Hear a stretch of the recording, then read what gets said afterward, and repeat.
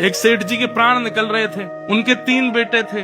अच्छा, प्राण जब सहज प्राण निकलते हैं ना, अपनी आयु पूर्ण करके जब व्यक्ति प्राण त्यागता है 80-90 के बाद, तो क्या होता है? कंठे घुर घुरायते, कंठ में गुर्र गुर्र आवाज होती है जब प्राण निकलने वाले होते हैं। उनका कंठ गुर्र गुर्र आवाज कर रहा था, तो बेटा बोला, पिताजी पिताजी आप प्राण मत त्यागिए।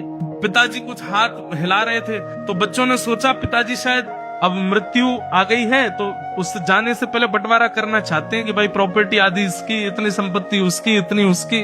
बोलिए पिताजी कितना किसके बट में? अब कंठ से तो गुर्र गुर्र आवाज निकले, तो बच्चे बोले क्या करें पिताजी, स्पष्ट तो बोले नहीं पा रहे।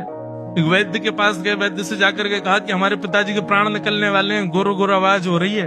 वैद्य जी बोले मेरे पास एक औषधि तो है, वो औषधि मैं दे दूंगा तो उनका गला साफ हो जाएगा। बेटे बोले आप चलो ना औषधि दे दो। बोले लेकिन महंगी है बहुत। बोले कितनी महंगी है? बोले इतने लाख रुपए की है। बोले हम दे देंगे ना, कम से कम 1-8 लाख रुपया खर्च होगा तो पिताजी 4-5 करोड़ की संपत्ति तो बता जाएंगे कहाँ किसकी कैसे है। 1-8 लाख खर्च हो जाए तो क्या बड़ी बात है। दे दिए वैद्य को। वैद्य आए, वैद्य ने आकर के चटनी बनाई, बढ़िया एक रसायन बनाया, और जैसी सेठ जी के मुख में डाला, भीतर जाते ही गला साफ हो गया। सेठ जी बोले बड़ा वाला बेटा कहाँ है मेरा?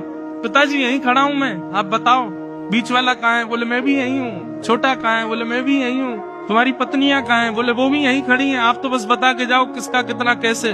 बोले अरे मैं तो बस इतना कहना चाहता हूँ, वो भैंस का जो पड्डा है ना, वो झाड़ू खा रहा है। तुम एक झाड़ू नहीं संभाल पा रहे हो, संपत्ति क्या संभालोगे? और झाड़ू पड्डा झाड़ू पड्डा झाड़ू पड्डा बोलते बोलते प्राण निकल गए।